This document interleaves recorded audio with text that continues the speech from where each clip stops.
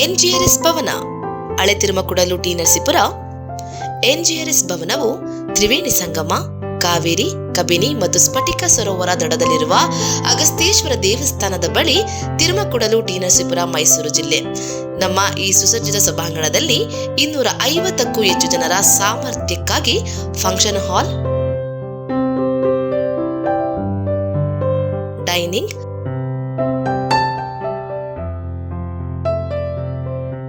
ರೂಮ್ಗಳು ಮತ್ತು ಅಡಿಗೆ ಸೌಲಭ್ಯಗಳನ್ನು ಒದಗಿಸಲಾಗುತ್ತದೆ.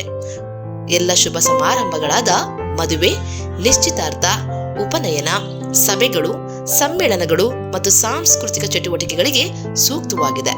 ಇದು ಪ್ರವಾಸಿಗರಿಗೆ ಹತ್ತಿರದ ಸ್ಥಳಗಳನ್ನು ನೋಡಲು ಅನುಕೂಲವಾಗುತ್ತದೆ. ಕುಂಜನರಸಿಂಹಸ್ವಾಮಿ ದೇವಸ್ಥಾನ, ಸೋಮನಾಥಪುರ, ಮುಡುಕುತೊರೆ, ತಲಕಾಡು, ಶಿವನ ಸಮುದ್ರ, ಮಹದೇಶ್ವರ ಬೆಟ್ಟ, ಬಿಳಿಗಿರಿ ರಂಗನಾಥನ ಬೆಟ್ಟದ ಪ್ರವಾಸ ತಾಣಗಳು ಇದರ ಸಮೀಪದಲ್ಲಿದೆ. ಅಗತ್ಯವಿದ್ದರೆ ಆಹಾರ ಅಡುಗೆ ಸೌಲಭ್ಯಗಳನ್ನು ಕೂಡ ಒದಗಿಸಲಾಗುವುದು. ಹೆಚ್ಚಿನ ಮಾಹಿತಿಗಾಗಿ ಸಂಪರ್ಕಿಸಿ ಎನ್ಜಿಆರ್ಎಸ್ ಭವನ, ಹಳೆ ತಿರುಮಕುಡಲು ಟಿ ನರಸೀಪುರ, ಮೈಸೂರು ಜಿಲ್ಲೆ. Mobile number 9945141668, 8105847866. ನಾನೊಬ್ಬ ಭಾರತೀಯ ಜನತಾ ಪಾರ್ಟಿ ಅಧ್ಯಕ್ಷನಾಗಿ ನನಗೆ ಜವಾಬ್ದಾರಿ ಕೊಟ್ಟಿರ್ತಕ್ಕಂಥದ್ದು ನಮ್ಮ ಭಾರತೀಯ ಜನತಾ ಪಾರ್ಟಿಯ ವರಿಷ್ಠರು, ರಾಷ್ಟ್ರೀಯ ಅಧ್ಯಕ್ಷ ನಡ್ಡಾಜಿಯವರು, ಪ್ರಧಾನಮಂತ್ರಿ ನರೇಂದ್ರ ಮೋದಿಜಿಯವರು, ಅಮಿತ್ ಶಾಜಿಯವರು ನನಗೆ ಜವಾಬ್ದಾರಿ ನೀಡಿದ್ದಾರೆ. ಯಡಿಯೂರಪ್ಪನವರಲ್ಲ, ಯಡಿಯೂರಪ್ಪನವ್ರ ಮಗ ಅನ್ನುವ ಹೆಮ್ಮೆ ನನಗಿದೆ. ಆದರೆ ಇವತ್ತು ರಾಜ್ಯದಲ್ಲಿರ್ತಕ್ಕಂಥ ಲಕ್ಷಾಂತರ ಕಾರ್ಯಕರ್ತರು ಇವತ್ತು ಭಾಳ ಸಂತೋಷದಿಂದಿದ್ದಾರೆ. ಇವತ್ತು ನನ್ನನ್ನು ರಾಜ್ಯದ ಅಧ್ಯಕ್ಷನಾಗ ಮಾಡಿದ ಮೇಲೆ ನಾನು ತಮ್ಮ ಮೂಲಕ ಪಕ್ಷದ ಎಲ್ಲ ಹಿರಿಯರನ್ನು ಇವತ್ತು ಎಲ್ಲರೂ ಕೂಡ ನನ್ನ ಜೊತೆ ಕೈ ಜೋಡಿಸಿದ್ದಾರೆ.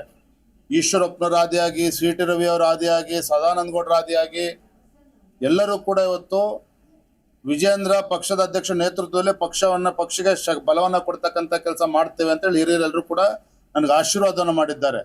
ಇವತ್ತು ನಾನು ಮಾತನ್ನು ಹೇಳ್ತೇನೆ, ಹೊಸ ವರ್ಷದ ಹೊಸ್ತಿಲಲ್ಲಿ ನಾವೆಲ್ಲರೂ ಕೂಡ ಇದ್ದೇವೆ. ಹೊಸ ವರ್ಷದ ಹೊಸ್ತಿಲಲ್ಲಿರ್ತಕ್ಕಂಥ ನಾನು ರಾಜ್ಯದ ಅಧ್ಯಕ್ಷನಾಗಿ ಎಲ್ಲ ಹಳೆಯ ವಿಚಾರಗಳನ್ನು ಬದಿಗಿಟ್ಟು ಹೆಚ್ಚು ಉತ್ಸಾಹದಿಂದ ಎಲ್ಲರನ್ನೂ ಕೂಡ ವಿಶ್ವಾಸಕ್ಕೆ ತೆಗೆದುಕೊಂಡು ಎಲ್ಲ ಹಿರಿಯರ ಮಾರ್ಗದರ್ಶನದಲ್ಲಿ ಮುಂದೆ ಪಕ್ಷವನ್ನು ಮುನ್ನಡೆಸಬೇಕು ಅನ್ನೋ ಒಂದು ದಿಟ್ಟ ನಿರ್ಧಾರದಿಂದ ನಾನು ಮುನ್ನಡೀತಾ ಇದ್ದೇನೆ. ನನಗಿವತ್ತು ನನ್ನ ಗುರಿ ಸ್ಪಷ್ಟವಾಗಿದೆ. ನಾನು ಇಟ್ಟಿರ್ತಕ್ಕಂಥ ನನ್ನ ಮುಂದೆ ಇರ್ತಕ್ಕಂಥ ಗುರಿ, ನಾನು ಇಟ್ಟಿರ್ತಕ್ಕಂಥ ಒಂದು ಹೆಜ್ಜೆ ಯಾವತ್ತೂ ಕೂಡ ಹಿಂದೆ ಇಡ್ತಕ್ಕಂಥ ಪ್ರಶ್ನೆನೇ ಇಲ್ಲ.